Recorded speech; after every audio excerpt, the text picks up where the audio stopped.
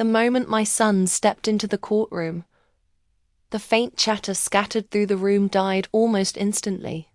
But the silence grew even heavier when I walked in behind him. Michael tried to keep his back straight, though anyone could see the effort it took for him to remain upright on those wooden crutches. His wife, soon-to-be ex-wife Jessica, shot him a disdainful smirk as if the entire world revolved around her triumph. Her family exchanged smug glances, convinced that today would be the day they finally crushed him. But then Judge Morales entered. His sharp eyes scanned the courtroom with the cool composure of a man who'd seen countless human tragedies unfold in front of him. He paused when he saw Michael, and I noticed something soften in his expression. But when his gaze rose and locked onto mine, his entire body stiffened. He blinked, leaned forward, squinted. It was as if the sight of me struck him like a ghost resurfacing after decades. He whispered, barely audible, What are you doing here?" A murmur shot through the benches. Jessica's head snapped toward me, her brows knitted together in confusion. Her parents leaned toward each other, muttering anxiously. No one understood yet, not even Michael. I didn't answer the judge. Instead, I walked slowly, deliberately, toward the defense table. My old briefcase, a thing so weathered it looked like it carried 1,000 stories, hit the table with a solid, echoing thud. The sound rolled through the courtroom like a war drum. Michael's fingers trembled when I reached for his hand. I squeezed gently, letting him know I was there, not as a fragile old mother but as something far stronger. Something he needed now more than ever. The clerk's pen scratched softly across paper, the only sound filling the thick, expectant air. Judge Morales was still staring at me, disbelief twisting his features. His voice wavered. "Answer me, Linda. Why have you come?" That question wasn't meant for me alone. Every eye in that courtroom lingered on my face, trying to piece together the truth that hovered just out of their reach. Jessica tilted her head, irritation settling in her features as she scanned me from head to toe, still unable to recognize what stood before her. Michael looked confused, searching my expression for answers. The poor boy didn't know because I had never let him know the full story of who I once was. I had not always been just a mother who worked long nights, or a woman who struggled through life's storms. Once, years ago, the entire city of Chicago knew my name. Once, the law world whispered about me with awe. Once, I stood in courtrooms just like this one, not as a spectator, but as a force to be reckoned with. But none of them knew that now.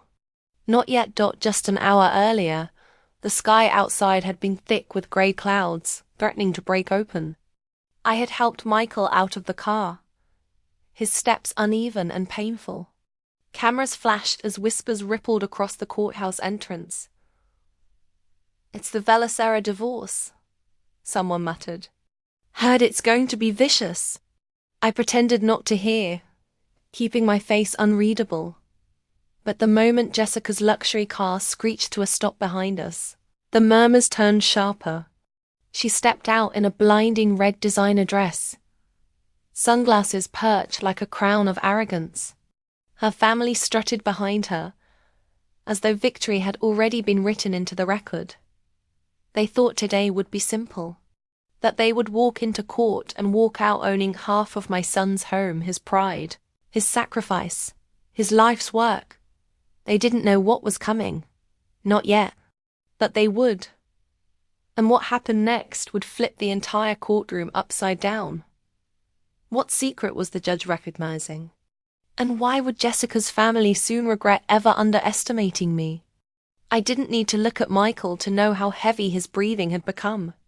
His fingers twitched restlessly against the wooden handle of his crutch, and I could sense the battle he fought within himself: anger, humiliation, and the ache of betrayal. Jessica, meanwhile, lounged smugly on the opposite bench, her red heels tapping rhythmically against the polished floor, as though she were bored with the entire situation. But she was far from bored. She was confident, too confident. She truly believed she had already won. The irony was almost laughable. Because just as she settled comfortably into her chair, the memory of how we arrived here drifted through my mind like a bitter wind. Less than an hour earlier, I had guided Michael across the courthouse steps. His crutches knocked gently against the stone with each painful step. The sky was heavy, swollen with grey clouds, mirroring the weight he carried. Reporters lurked nearby, cameras raised like vultures waiting for a weakened prey. I kept him steady with one hand gripping the back of his arm. With the other, I held my old briefcase, its edges frayed, its leather faded. That briefcase wasn't just a container for documents. It was a symbol of every battle I had fought, and every battle I had survived. "Mum, you don't have to come," Michael murmured weakly. His voice trembled like it was made of cracked glass. I placed a hand on his cheek. "I'm not going anywhere. Not today. Not ever." Jessica's arrival shattered the fragile calm like a rock hurled into still water. Her sleek luxury car pulled up sharply, almost theatrically. She stepped out with her chin held high, sunglasses hiding the disdain in her eyes, but not the smugness in her smile. Her parents strutted behind her, as if they owned the courthouse to them. Michael was nothing more than an obstacle one they believed they could crush. She sauntered toward the entrance, whispering in her mother's ear, making sure her voice carried far enough for us to hear. "He looks pathetic. No wonder I'm leaving him." Michael's steps faltered. My hand tightened around his. But we said nothing. I had learned long ago that silence, when used correctly, can be far more powerful than words. Inside, the courtroom carried the smell of aged wood and stale tension. Jessica's red heels clicked across the floor as she crossed her legs and leaned back in her chair, every movement calculated to show disdain. Her lawyer, Jennifer Rivers, stood beside her like a polished statue, cold, confident, and ready to attack. When Michael entered the room struggling with each step, Jessica leaned over to her mother and whispered loudly enough for everyone to hear. "Look at him. Can't even walk properly. What a burden." The words sliced through the air like a blade. Michael lowered his head, swallowing hard. My heart clenched, but I stayed silent. Still, the memory of the life he once had flashed before me, our peaceful days when he was still young, running barefoot in the yard with an old football dancing between his feet. His laughter had once filled our modest neighborhood. My husband, David, would sit on the porch, pretending to read but secretly watching Michael with a proud smile. Back then, I believed our family was unshakable. I was wrong. One night, long ago, the illusion shattered with a single sentence from David's mouth. "Linda, I'm leaving.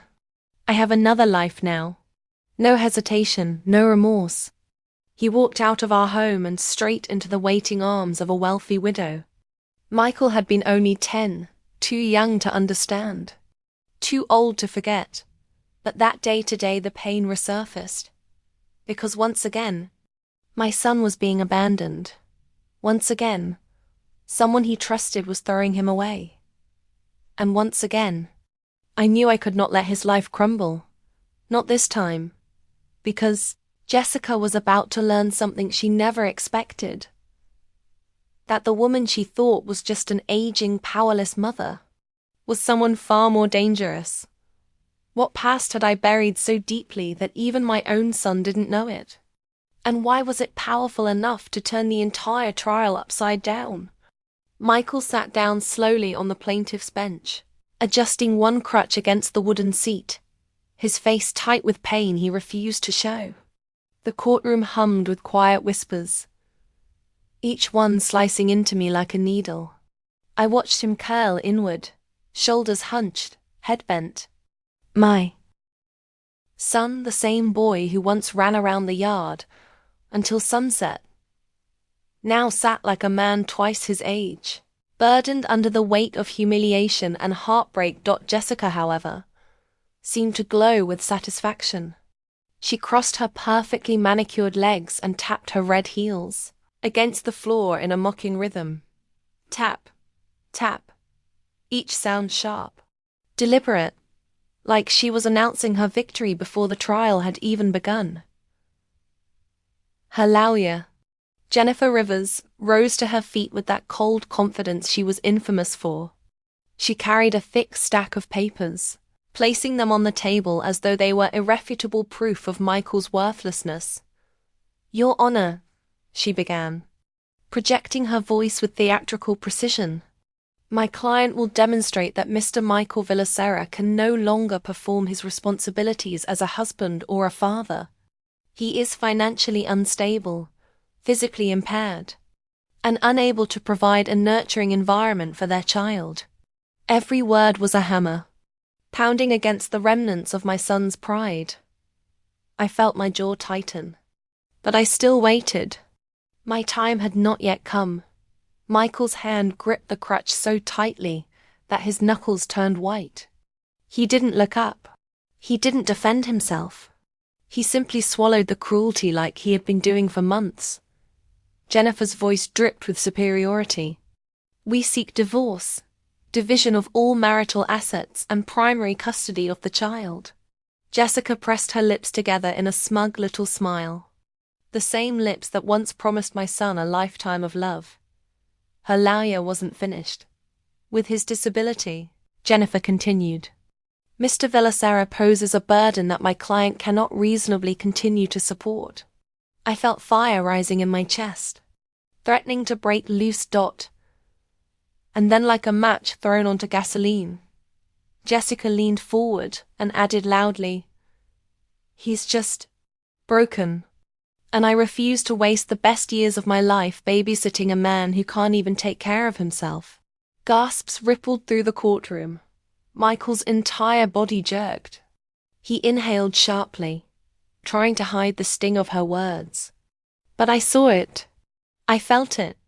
A mother always feels when her child is bleeding, physically or not. My memories drifted again, as they often did when pain threatened to overwhelm me. Years earlier, after David abandoned us, nights became a ritual of quiet suffering.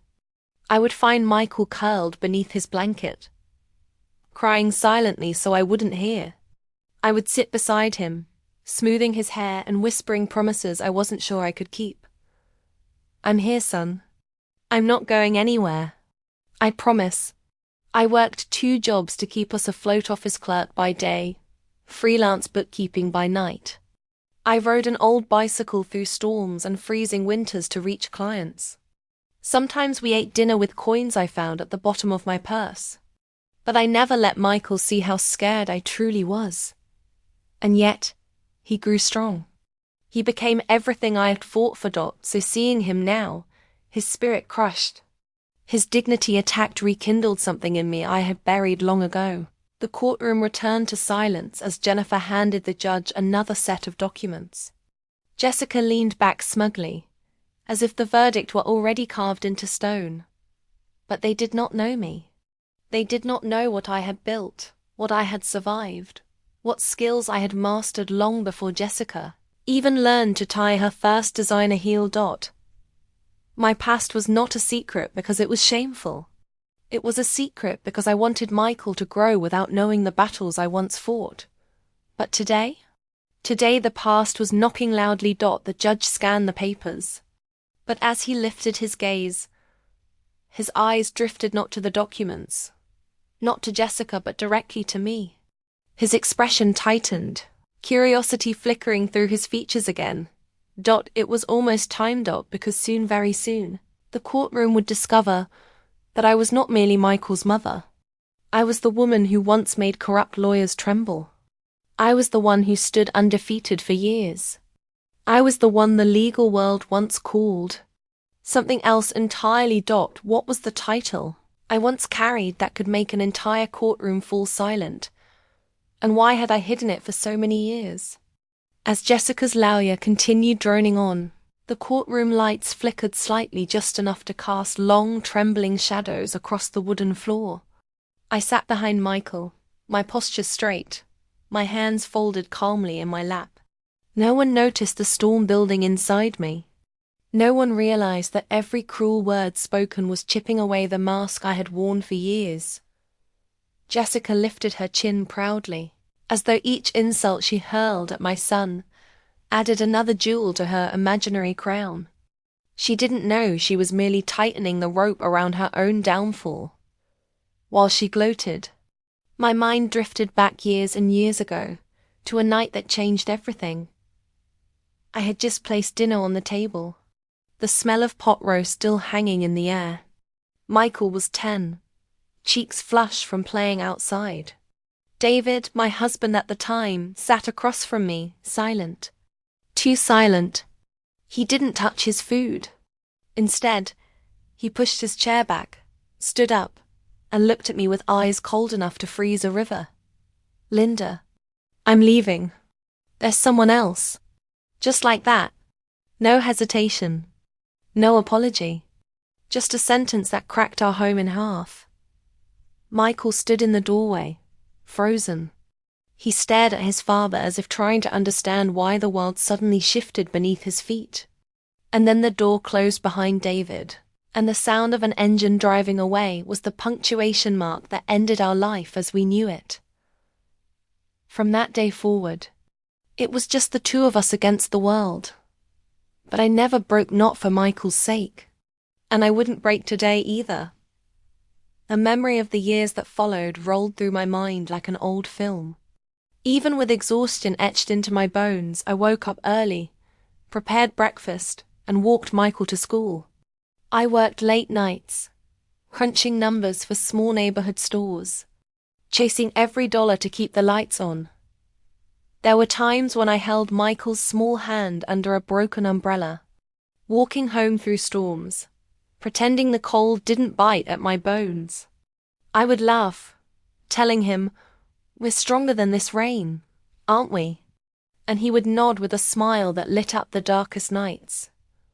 That child had grown into the man, now sitting hunched over in front of me, and I would not let him be devoured by Jessica's greed.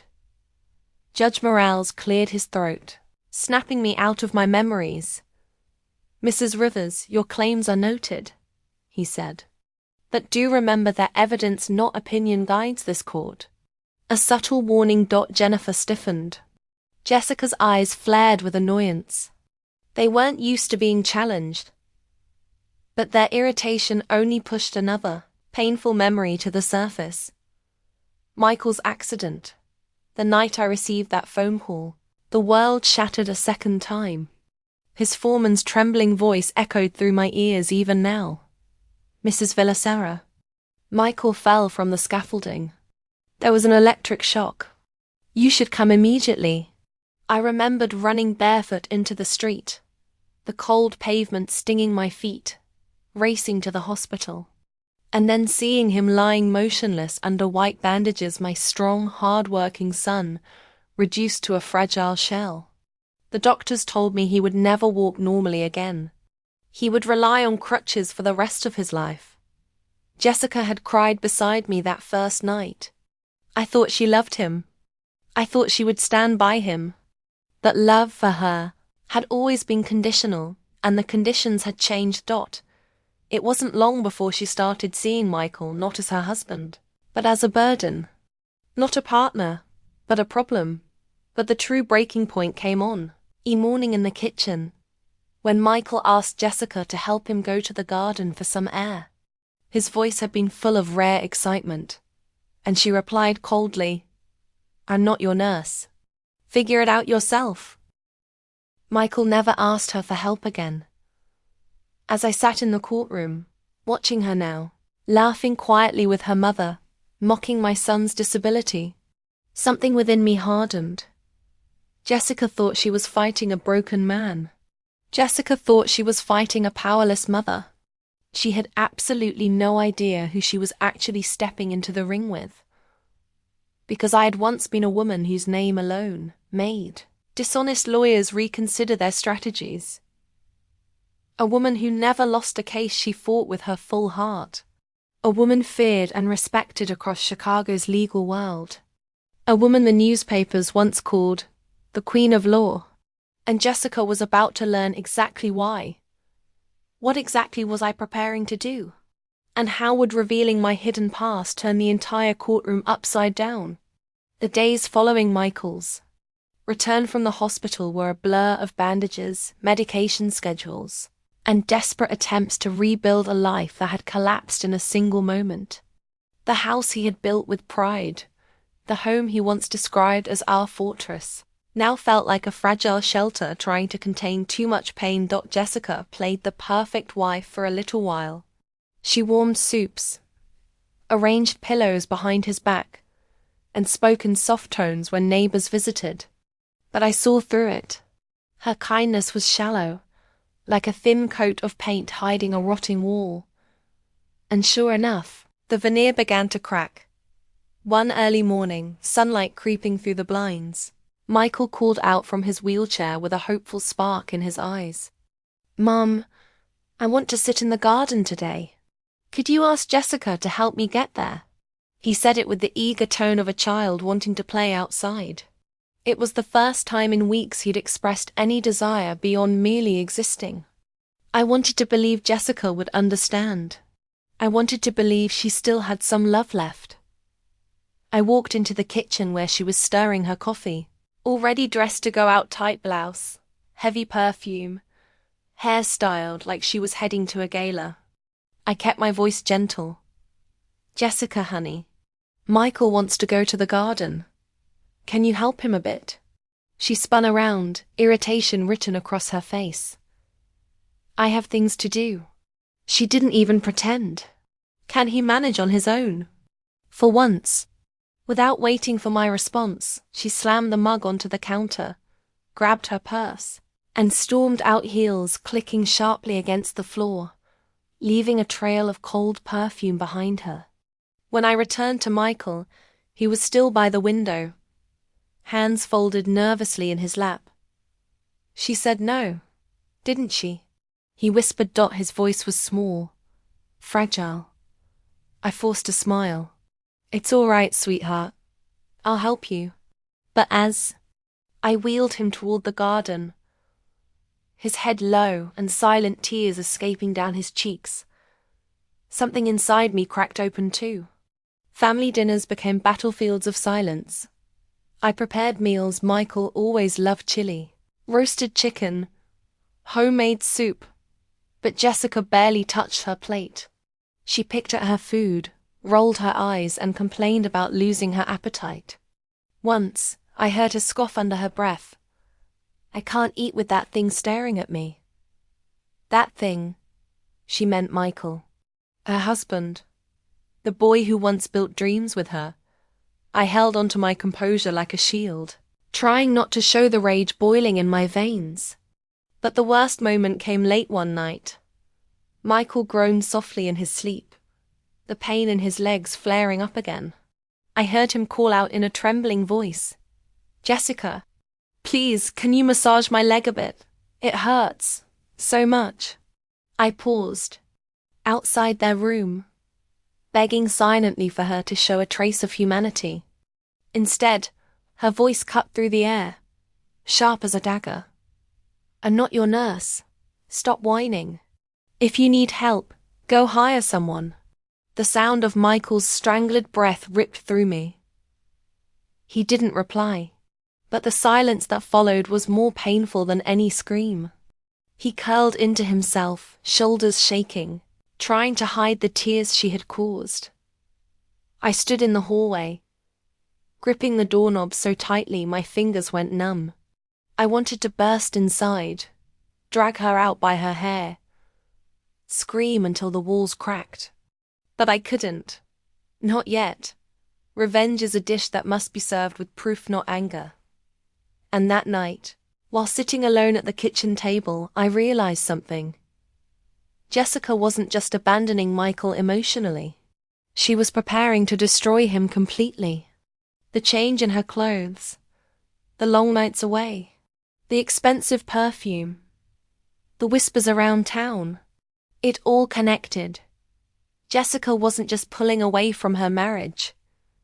She was planning her escape, and she wanted to take half of Michael's hard-earned home with her. She thought she was clever. She thought I was clueless. She thought Michael had no one but a tired old mother who couldn't fight back. She was wrong. Because the storm she was creating would soon become the one that destroyed her. What was Jessica hiding during those late-night outings? And how would uncovering it give me the weapon I needed to bring her down? The clues had been piling up for weeks. Jessica's disappearing acts at night, her sudden interest in expensive clothes, the overpowering perfume that lingered long after she left the house. I tried to ignore it at first. I tried to convince myself she was just coping poorly with Michael's injury, that maybe she needed space, time, something. But then I heard something that shattered every last piece of hope I had left in her. One evening, as I walked past the kitchen to get a glass of water, I noticed the door was slightly open. Jessica was inside, her back turned toward me, whispering into her phone with a tone that made my heart sink. Listen, as long as the house gets split, we're set. We'll have the money to start over. Trust me, it's only a matter of time. My breath caught. I felt a coldness slither across my spine. She wasn't speaking to a friend. She wasn't planning to leave alone. She had someone else. Someone who was guiding her. Someone who wanted Michael's house. I stepped back silently, my heart pounding like thunder. I needed proof, solid, undeniable proof. But for now, I said nothing.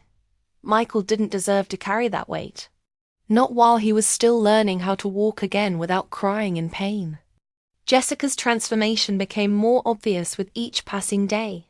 The modest dresses she once wore were replaced by glittering fabrics that hugged her body like she was auditioning for a new life. She bought heels so tall she could barely walk in them, and her lips were painted a sharp, venomous red.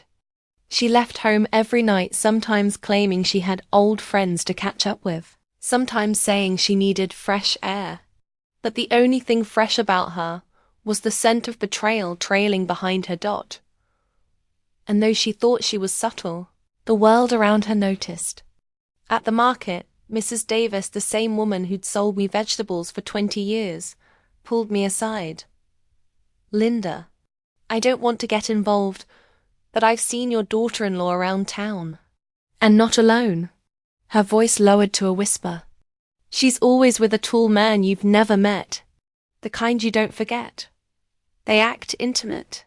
I swallowed the lump in my throat. Thank you, I managed to say. But inside I was already breaking.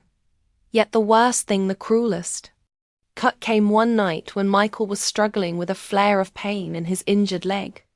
I heard him call out, his voice trembling with agony. Jessica, please, can you help me? Just hold my leg a little. Her response sliced through the air. I told you already, I'm not your caretaker. Stop acting helpless. I'm sick of this. I nearly broke down the door right then and there. But when I heard the sound of Michael's sobs muffled into his pillow, I forced myself to step away. Rage wouldn't save him. Not now. The house that was once alive with laughter had become a graveyard of shattered promises. Jessica walked through each room like a stranger living in a museum she wanted to demolish. Michael avoided her gaze, shrinking further into himself. But I saw everything. I saw the bags under Sarah's eyes, the little girl torn between loyalty to her father and fear of her mother. I saw the exhaustion in Michael's face, the way he clenched his jaw to hide his grief. And I saw Jessica's growing desperation to escape, her marriage before her mask slipped any further. But that desperation came with a price. She was already preparing her next move, and she didn't care who she destroyed along the way.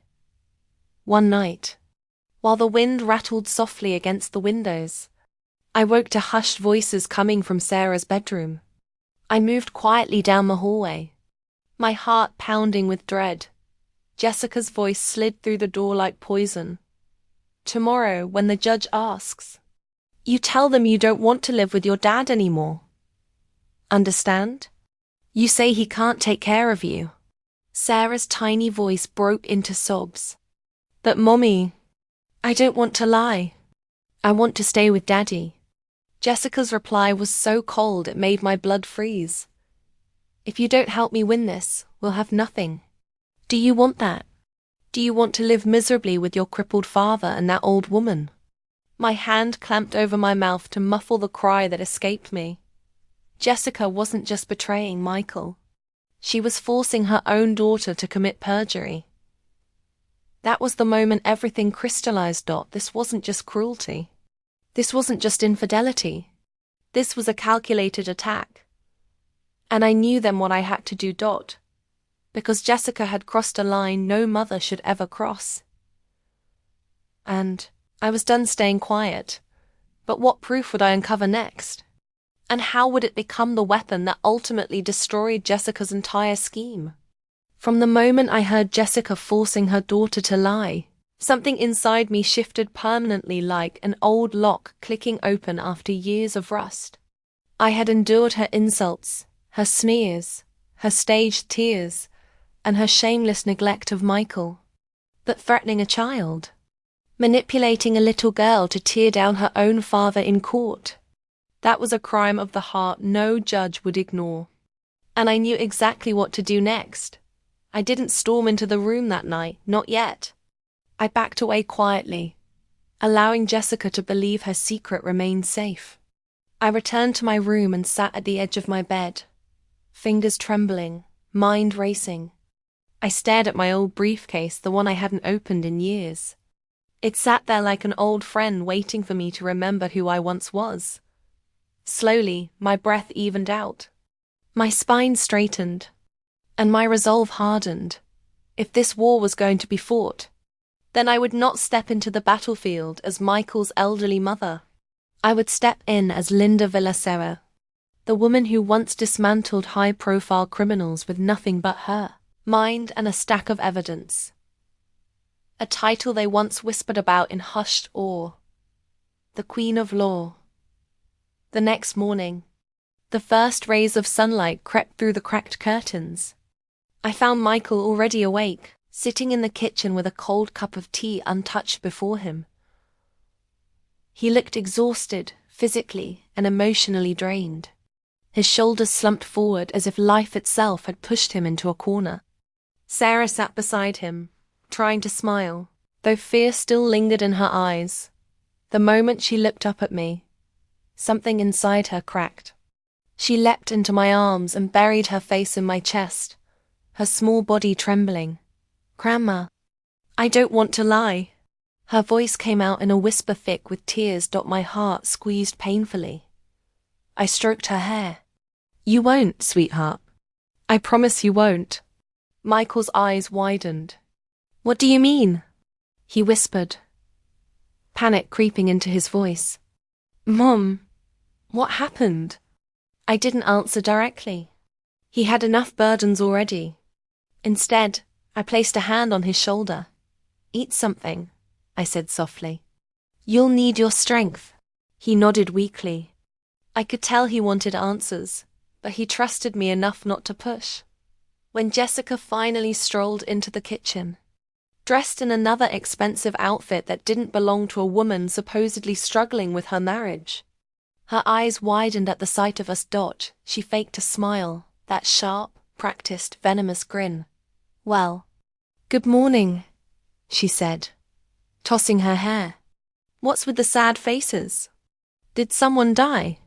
The words landed like a slap. Michael flinched. My jaw tightened. But Jessica, she just smirked and reached for her keys.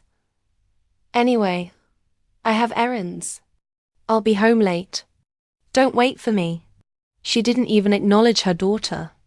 Didn't even glance at Michael. When the front door slammed behind her, I exhaled slowly. It was time to begin. For the rest of the day, while Michael rested, I started digging. Quietly, stealthily, methodically, just like the woman I used to be. Old instincts came back like muscle memory. I checked the bank statements Jessica had left lying around. Transfers to strange accounts. Large withdrawals. Unexplained purchases. She had been preparing an escape, planned for months. Even more damning were the receipts stuffed carelessly into her purse hotel stays. Luxury dinners, 2 tickets to a concert out of town. All dated during the weeks Michael had been recovering in bed. But what struck me hardest was a photo tucked between 2 credit card bills. Jessica laughing in the arms of a tall, broad-shouldered man. His hand gripped her waist intimately, her face pressed to his chest. And the timestamp on the photo? The very night Michael had asked her for help with his pain. My hand trembled, not in weakness, but in fury. But fury could wait. Evidence first. Justice next. I placed every damning piece of proof into my old briefcase. The same one I once used to bring criminals to their knees. Then I closed it. Gently. The click of its lock sounded like the beginning of the end. Jessica had played her game with arrogance.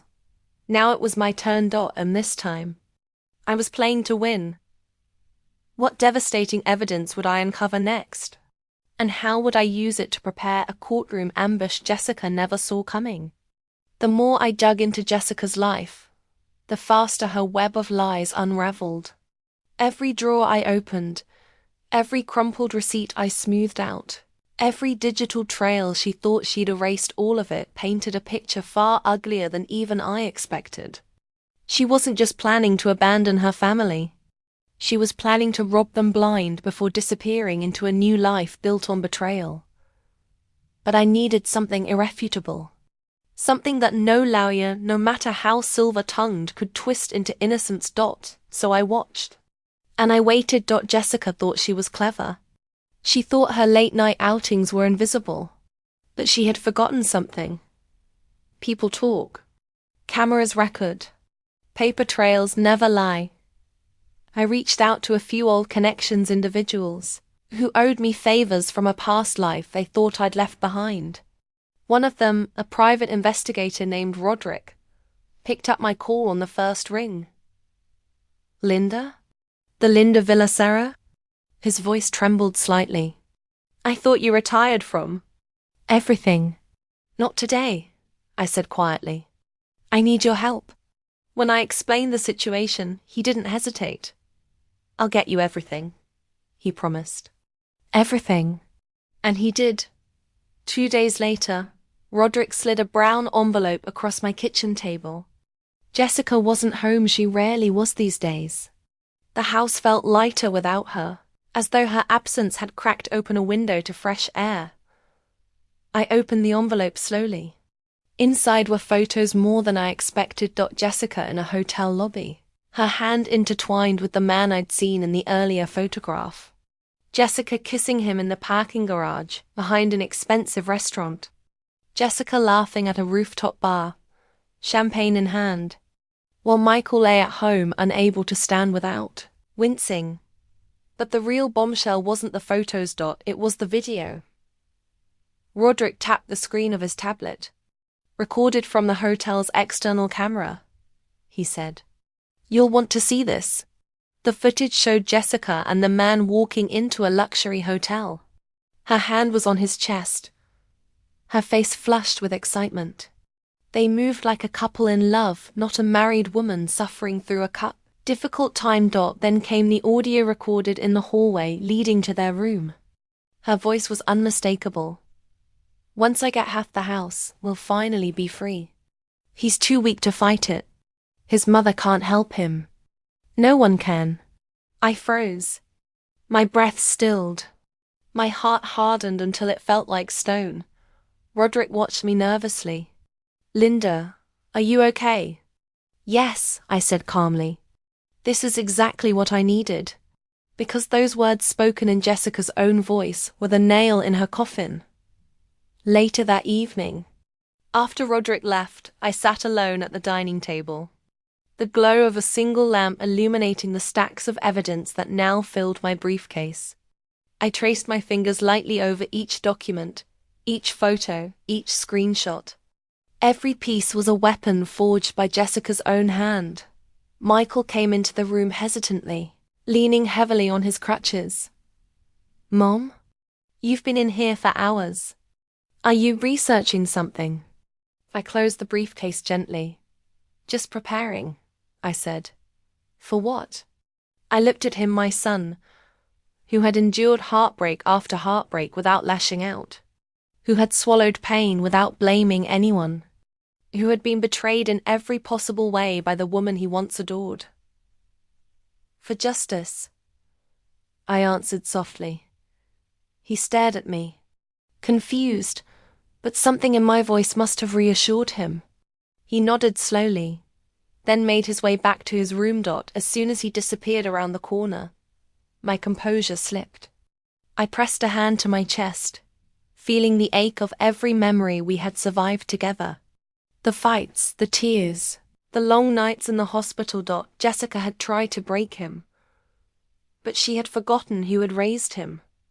I stood, lifted my briefcase, and ran my hand across its worn leather. The weight of it felt familiar, almost comforting.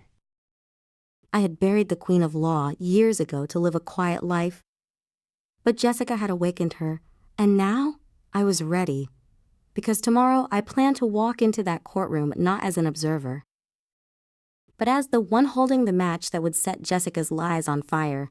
How would Jessica react when she realized her entire betrayal was about to be exposed, on the record, under oath, with nowhere left to run? Courtroom mornings always have a certain chill to them, as if the air itself knows justice is about to be tested. That morning, however, felt different, heavier, charged, almost electric. The tension clung to the walls like invisible frost. Michael walked beside me, leaning hard on his crutches. His legs trembled, but he kept pushing forward. He didn't know what I carried in my briefcase, or how much it would change everything. He only knew that today felt important. Jessica arrived moments later, wrapped in arrogance and expensive perfume. Her heels clicked across the marble floor with the rhythm of someone already celebrating her victory. Her lawyer, Jennifer Rivers, marched beside her like a general leading a spoiled queen. Jessica shot Michael a cold look, her lips curling into a wicked smirk. "Try not to embarrass yourself today," she whispered, loud enough for everyone to hear. Michael's jaw clenched, but he said nothing. I placed a gentle hand on his back. "Breathe," I whispered. He nodded. He trusted me, even without knowing why. Inside the courtroom, the air felt thick enough to chew. Jessica strutted to her seat as though she owned the place. She placed her designer purse on the table and leaned in close to Jennifer, whispering something with a sly grin.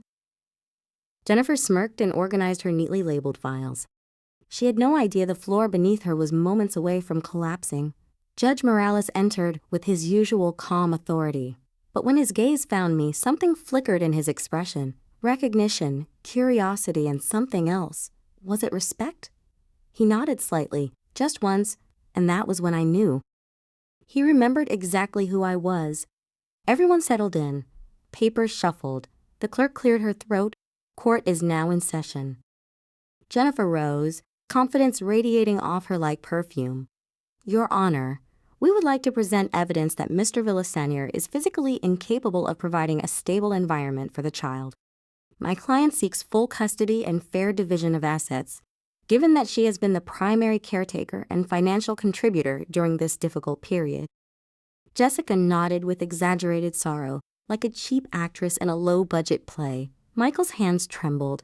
His breathing grew shallow. He looked down at the floor, devastated. Then Jennifer continued, "We have witnesses ready to testify to Mr. Villasanier's incompetence." Objection. My voice cut through the room like a blade. It was the first time I had spoken in court in over 15 years, but the old authority slid naturally back into my tone. Jennifer spun around, eyes wide. "Excuse me? And you are?"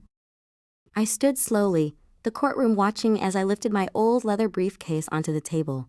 It landed with a firm thud, a sound that echoed through the entire room.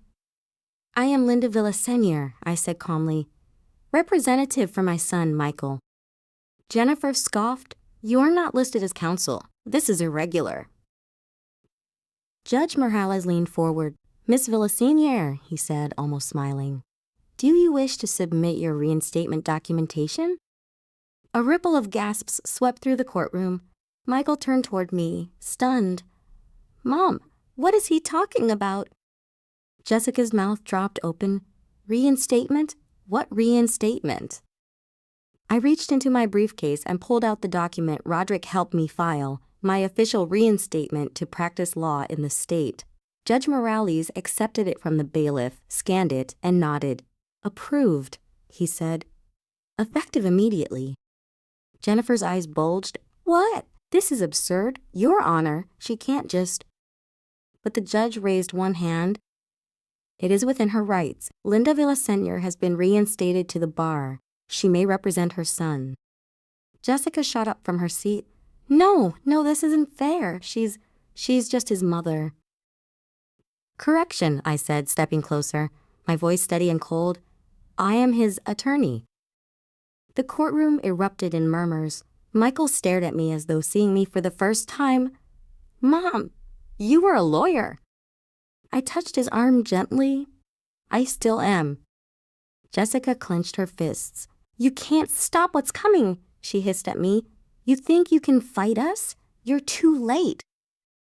I leaned closer, my eyes locking onto hers. No, Jessica, I whispered. I'm right on time. Because today was only the beginning, and she had no idea what I was about to reveal next. What evidence would I pull from my briefcase that would not only shatter Jessica's lies, but destroy her entire case in a single blow? The courtroom had barely settled from the shock of my reinstatement when Judge Morales turned his attention back to me. His gaze held something like curiosity, mixed with the faintest hint of caution. He knew what I was capable of, even if no one else in the room did. Ms. Villasenior, he said, you may proceed. I nodded respectfully and opened my old briefcase. The hinges creaked softly, a small familiar sound that brought back memories of courtrooms where I once stood unshaken, dismantling lies like they were made of paper. Jessica shifted nervously in her seat. Her eyes darted everywhere, toward Michael, toward her lawyer, toward the judge, anywhere except toward me. Jennifer straightened her blazer, clearing her throat loudly. We maintain that my client has carried this family through hardship, she declared, while her husband has contributed nothing due to his physical limitations. I took a slow step forward. Is that so? I asked calmly. Yes, Jennifer said, lifting her chin. My client has single-handedly supported their household, emotionally and financially. I smiled, not kindly. Your Honor, I said, I would like to begin by questioning that claim. The judge gestured for me to proceed. I reached into the briefcase and pulled out the first stack of documents. Bank statements, I announced, from the past 6 months. Jennifer rolled her eyes. We've already submitted ours. Yes, I cut in, yours, but these are from accounts you conveniently forgot to mention. The courtroom erupted in whispers. Jennifer's composure fractured. Jessica's face drained of color. I handed the stack to the bailiff for the judge. These statements show multiple large withdrawals from joint accounts, I continued. Withdrawals made by Mrs. Jessica Villasenior, not for her family, but for herself. Jessica shot to her feet. That's not true. Those are fake. Sit down, Jennifer hissed under her breath, tugging at her sleeve. I gave her a cold look. I would advise your client to control herself. She'll have time to respond after I finish. Jessica sank back into her seat, trembling. I produced the next set of papers. These are receipts, I said, from hotels, restaurants, and jewelry stores, all charged to the same account, all within months of my son's injury. Jennifer tried to object, but Judge Morales lifted a hand. Overruled, he said firmly. Continue, Miss Villasenior. Jessica collapsed against her chair, covering her mouth with her hand. She knew what was coming next. She just didn't know how devastating it would be. I took a breath. And now, Your Honor, the most critical piece of evidence. I pulled out Roderick's brown envelope, the one that had kept me awake for nights, rehearsing exactly how I would reveal its contents. Inside were photos, time-stamped, dated, irrefutable, Jessica in another man's arms, Jessica entering a hotel room, Jessica kissing him while Michael lay bedridden at home. But the room had not yet seen the worst. I held one photo up for everyone to see. For months, I said, my son believed his wife was working late, running errands, spending time with friends. Instead, she was conducting a secret relationship. Gasps echoed around the room. Jessica slammed her fist on the table. You manipulated those. You set me up. Jessica, I said quietly, please don't embarrass yourself further. I wasn't mocking her. I was giving her a warning. A final chance to stop digging her own grave. But she didn't take it. You think a few photos will win this? She snapped. You have nothing. I raised the final piece of evidence, Roderick's video, recorded straight from hotel security footage. This, I said, clicking play, is your voice, your face, your betrayal, documented. Jessica froze as the audio filled the courtroom. Once I get half the house, we'll finally be set. He's too weak to fight it. His mother can't help him. No one can. Not a whisper stirred, not a breath. Jennifer's face went chalk white. Michael stared at the table, tears silently dripping onto his hands. And Jessica? Her body shivered as though the floor had vanished under her. I closed the briefcase with a soft click. Your Honor, I said, my son may be injured, but he is not weak. He is not incompetent, and he is not alone. The judge leaned back in his chair, eyes locked on Jessica. This, I said, voice steady, is only the beginning. But what testimony would follow? And whose words would finally break Jessica's entire defense beyond repair? The walls of the courtroom felt as if they were closing in on Jessica. Her breathing grew uneven, her shoulders twitching with every passing second. The evidence had hit her like wave after wave. Photos, receipts, bank statements, and finally her own damning voice echoing across the room. But this was not the end. Not even close, because evidence, while powerful, is soulless on its own. What truly devastates a case is testimony, words spoken under oath that cut through lies like a blade. And I had witnesses. Judge Morales glanced at me. Miss Villaseñor, do you have more to present?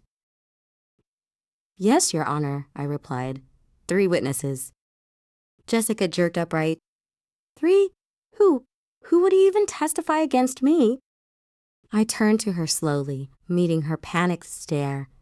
You'd be surprised who's willing to speak once they're no longer afraid of you.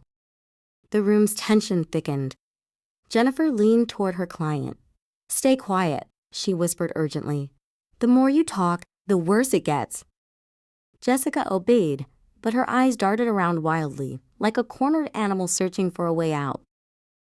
And she had no idea what I was about to reveal next.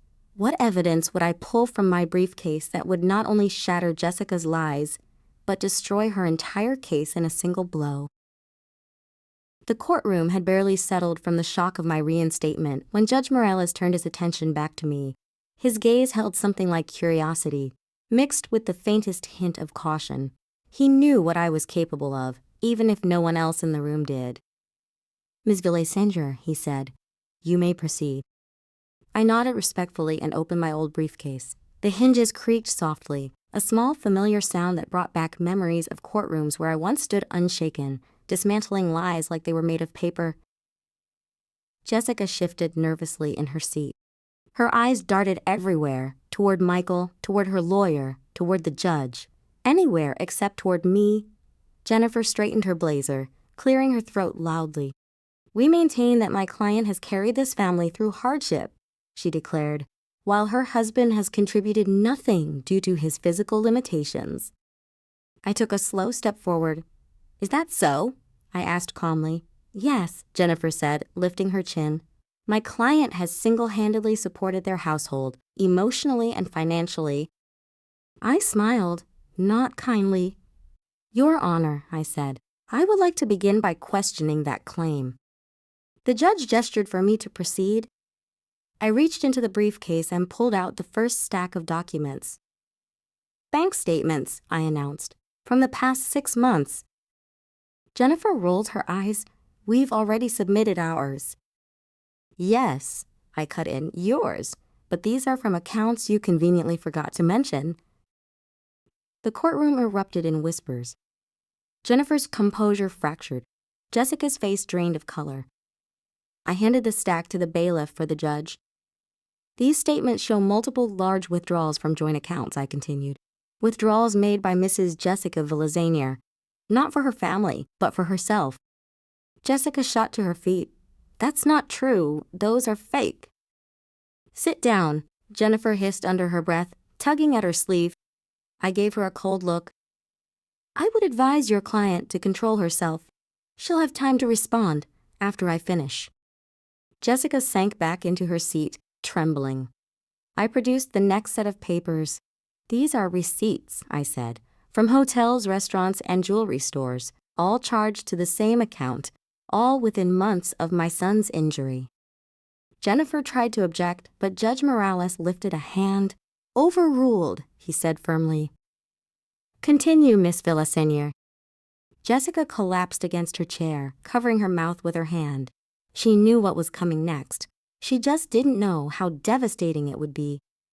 I took a breath. And now, Your Honor, the most critical piece of evidence. I pulled out Roderick's brown envelope, the one that had kept me awake for nights, rehearsing exactly how I would reveal its contents. Inside were photos, time-stamped, dated, irrefutable, Jessica in another man's arms, Jessica entering a hotel room, Jessica kissing him while Michael lay bedridden at home.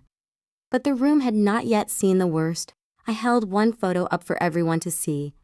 For months, I said, my son believed his wife was working late, running errands, spending time with friends. Instead, she was conducting a secret relationship. Gasps echoed around the room. Jessica slammed her fist on the table. You manipulated those. You set me up.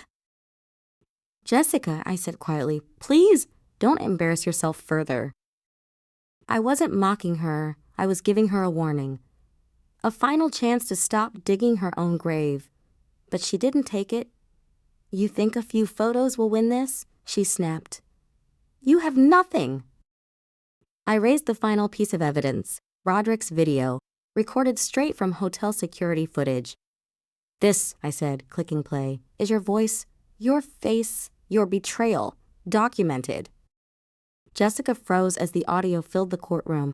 Once I get half the house, we'll finally be set. He's too weak to fight it. His mother can't help him.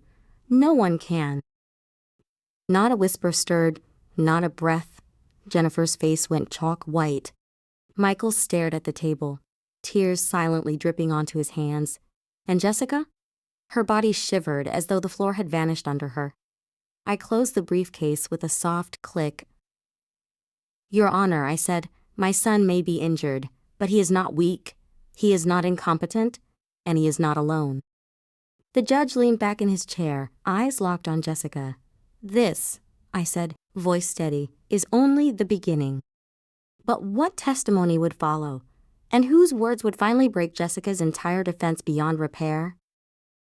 The walls of the courtroom felt as if they were closing in on Jessica.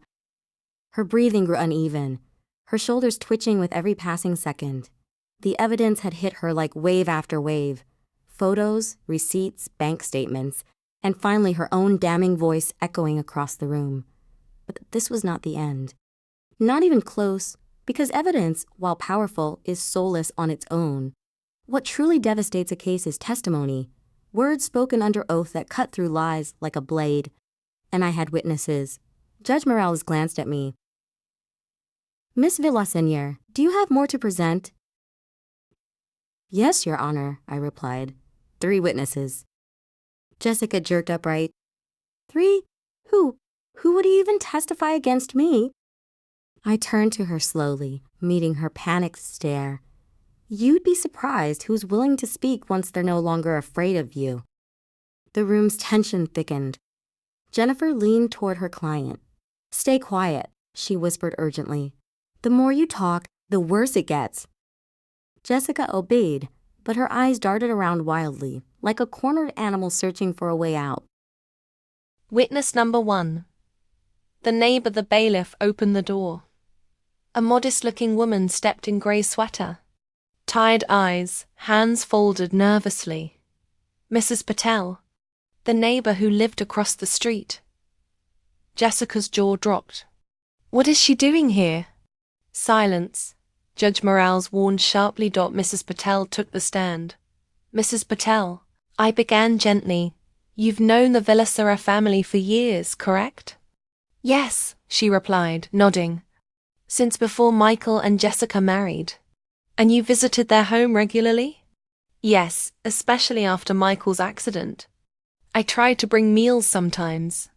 And during those visits, what did you witness about Jessica's behavior? Mrs. Patel swallowed hard. She wasn't very patient. Michael would ask for help, and she would ignore him or yell at him. There were times she'd leave him alone for hours, even when he was struggling to move. Jennifer shot up. Objection, subjective opinion. Overruled, the judge said without hesitation. Mrs. Patel continued, voice breaking slightly. And one night, I heard screaming from their house. Jessica was calling him useless. She told him she regretted marrying him. Gasps erupted around the room. Jessica shrunk in her seat, lips trembling. I thanked Mrs. Patel, and she stepped down. That alone would have damaged Jessica's case significantly. But we were far from done. Witness number 2. The hospital Aida young man in nurse's scrubs entered next. His namatag read Evan, and he looked uncomfortable, as if he had never seen the inside of a courtroom before. Evan, I asked, you were assisting patients in the recovery ward the night Michael was hospitalized after his accident, correct? Yes, ma'am. And did you see Jessica that night? He nodded slowly. She came in for about 5 minutes, took 2 photos of him sleeping, and left. The courtroom fell silent. Did she speak to the doctors? Receive any updates on his condition? No. She rushed out. Actually, he hesitated. Go on, I encouraged. She was laughing on the phone as she walked out. She said she couldn't spend the whole night with a half-dead man. A collective gasp swept the courtroom. Michael closed his eyes in pain. Jessica's shoulders collapsed inward, her face cold and ashen.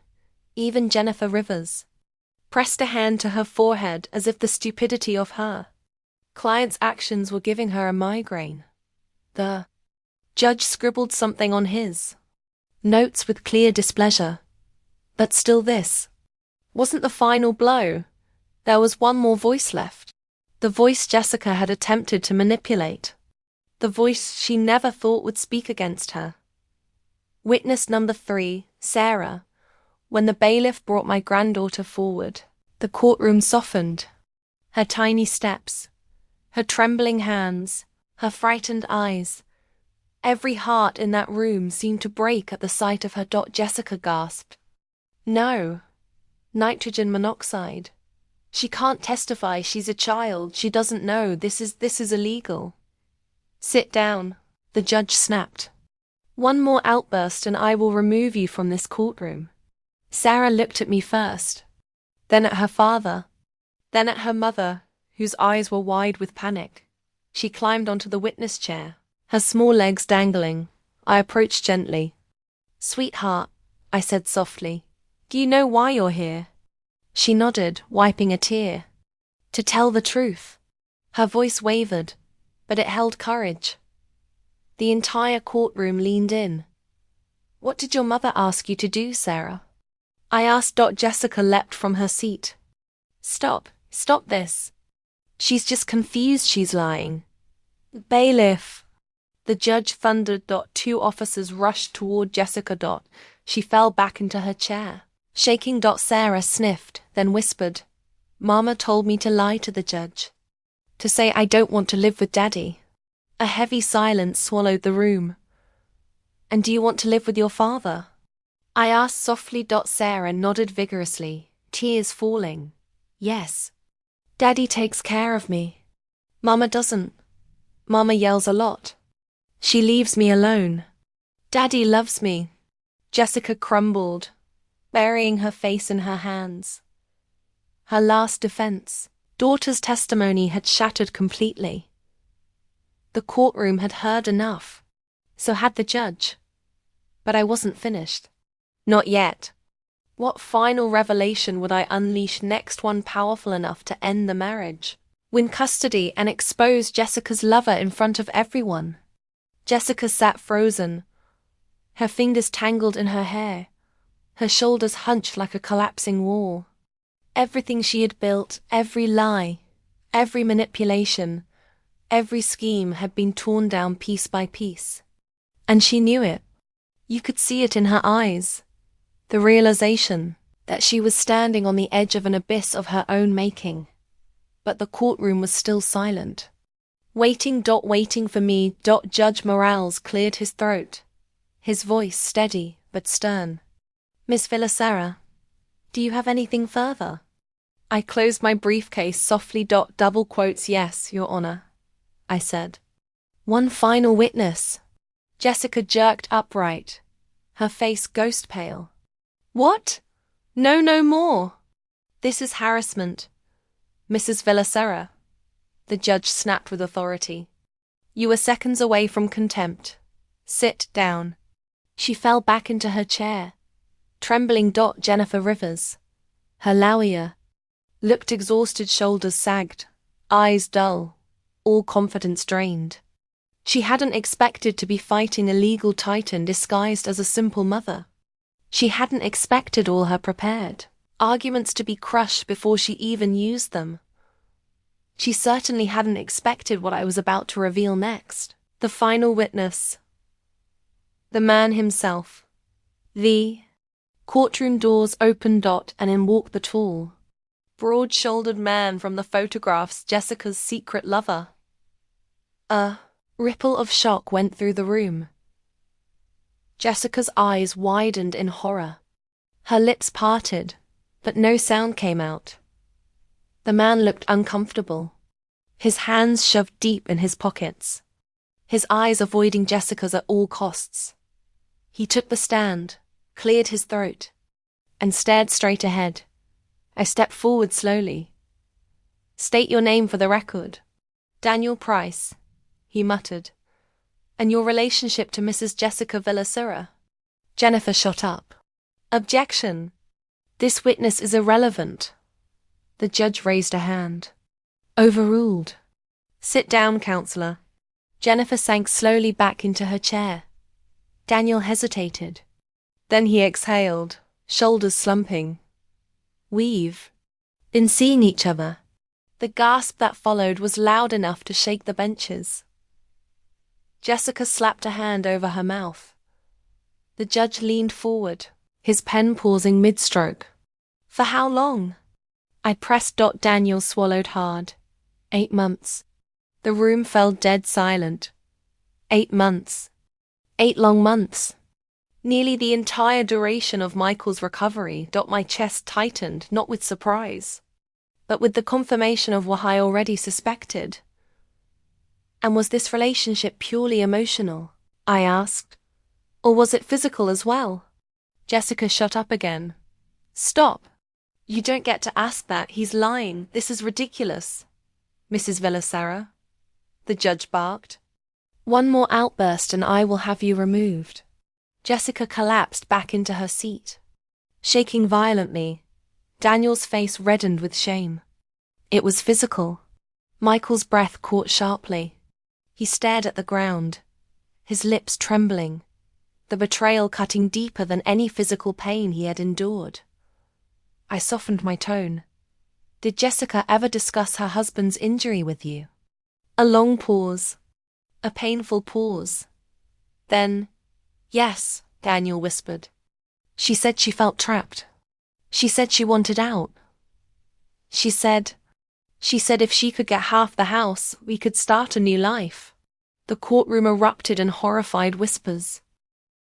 Jessica's entire body jerked as though struck. I wasn't done. And did she ever express concern for her daughter during these conversations? Daniel looked genuinely ashamed. No. She said she'd figure that part out later. She never talked about the kid. Not even her daughter. Just the kid. Sarah, sitting quietly beside Michael, buried her face in her father's side. Jessica reached out a shaking hand toward her daughter. But Sarah pulled away instantly, clinging to her father instead.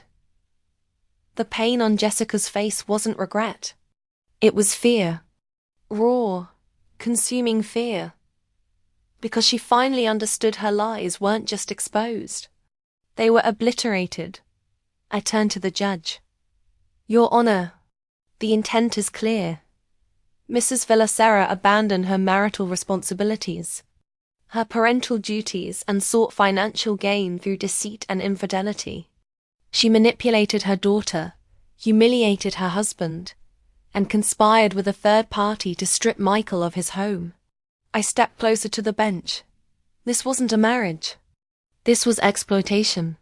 Judge Morales nodded slowly, deeply, pensively. We will take a short recess, he declared. Upon return, I will issue my ruling. The gavel struck. Jessica's eyes filled with panic, because she knew exactly what was coming, and the final judgment would be the blow she never saw coming. What ruling would the judge deliver after recess? And how would his decision not only free Michael, but finally bring Jessica to her knees? When the judge called for a recess, the courtroom emptied into a storm of whispers. People huddled in corners, replaying every word of Daniel's confession. Every cruel detail Jessica had tried so hard to hide. Even the bailiffs exchanged glances. They had seen ugly divorces before, but nothing quite like this. Michael sat hunched over at our table, hands pressed to his face. His shoulders trembled not from injury, but from the emotional wreckage Jessica had left him in. Sarah clung tightly to his arm, her small body still shaking from her testimony. I placed a hand gently on his back. Michael, I whispered, look at me. He lifted his head slowly. His eyes were red and swollen, but beneath the sadness was something else, a faint glimmer of strength. You didn't deserve any of this, I said. Not the lies. Not the betrayal. Not the cruelty. He swallowed hard. I thought she loved me, Mom. I know, I replied softly. That love is shown by actions, not promises. Across the room, Jessica sat alone. Her lawyer had abandoned her side, clearly unable to salvage the sinking ship. Daniel, her affair partner, was nowhere near her. Even her own parents sat a few seats away, faces tight with embarrassment. For the first time since the trial began, Jessica looked small, broken, cornered, but remorse was not written on her face, only fear. She stared at me with a hatred that burned hot enough to scorch the walls. Her lips moved silently. I knew exactly what she was saying. This is your fault. But she was wrong. Every downfall she faced was crafted by her own hands. Recess ended. The courtroom filled once more. Judge Morales returned to the bench with a face carved from granite. The entire room fell silent. He cleared his throat. Before I deliver my ruling, he began, I want to make one thing exceedingly clear. Jessica straightened, desperate for hope. This court does not tolerate deception. It does not tolerate manipulation. And it especially does not tolerate the exploitation of a child. Jessica's face paled. In my career, he continued, rarely have I seen such blatant betrayal of marital vows and parental responsibilities. Michael squeezed Sarah's hand. I felt my breath catch in my chest. Double quotes, Mrs. Jessica Villasera, the judge said, turning directly toward her. Your actions demonstrate a pattern of infidelity, emotional abuse, and coercive behavior toward your daughter. Jennifer closed her eyes. Already defeated. The judge wasn't finished. You not only betrayed your husband during a vulnerable time in his life you attempted to weaponize your child to secure a financial advantage. Jessica burst into tears. Your Honor, please, I was confused. This isn't— Silence, the judge ordered. His voice struck the room like a gavel itself. He turned toward Michael. Double quotes, Mr. Villasera. You have shown remarkable restraint, despite enduring humiliation, injury, and abandonment.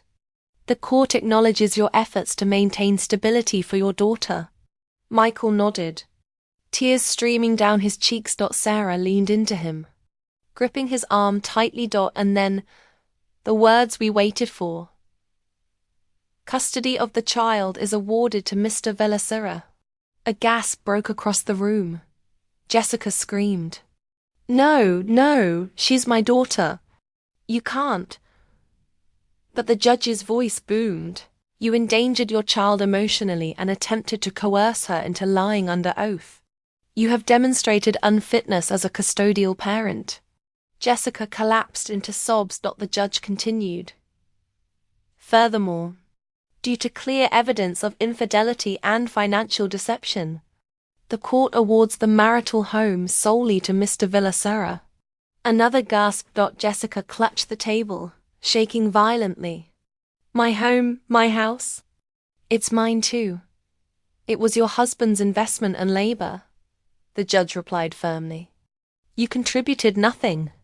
Legally and morally, you forfeited your claim. Jennifer Rivers placed a hand on her client's shoulder, but Jessica jerked away, rage consuming her. And lastly, Judge Morales said, Mrs. Villasera will receive no spousal support. Jessica let out a strangled cry. Her world, her plans, everything she schemed for, was gone. All of it. In one ruling. The gavel struck. Court is adjourned. Michael broke down into sobs. Sarah hugged him fiercely. And I, after a lifetime of battles, finally let myself breathe. Jessica was escorted out of the courtroom, screaming at anyone who would listen, blaming everyone but herself. Daniel slipped out quietly, head bowed in shame. And the judge approached me before leaving. He leaned in and murmured, You were always the best in the game. Linda, Chicago lost a legend when you stepped away. I smiled faintly. Thank you, Your Honor. Then he added, Your son is lucky to have you. I watched him leave, my heart swelling. Outside, as we helped Michael into the car, he whispered, Mom, you saved me. I cupped his face gently. No, son. You saved yourself. I only reminded the world who you are. Sarah tugged my sleeve and hugged me tightly. Grandma, she said softly, you're like a superhero. I laughed quietly. No, sweetheart. I'm just a mother who refuses to let injustice win. As we drove away, leaving the courthouse and Jessica's destruction behind us, I felt peace wash over me. The Queen of Law had returned for one last battle. And she had won. If you like my story, please like this videos. Subscribe channel and comment below what kind of story you like this. I will find for you real stories.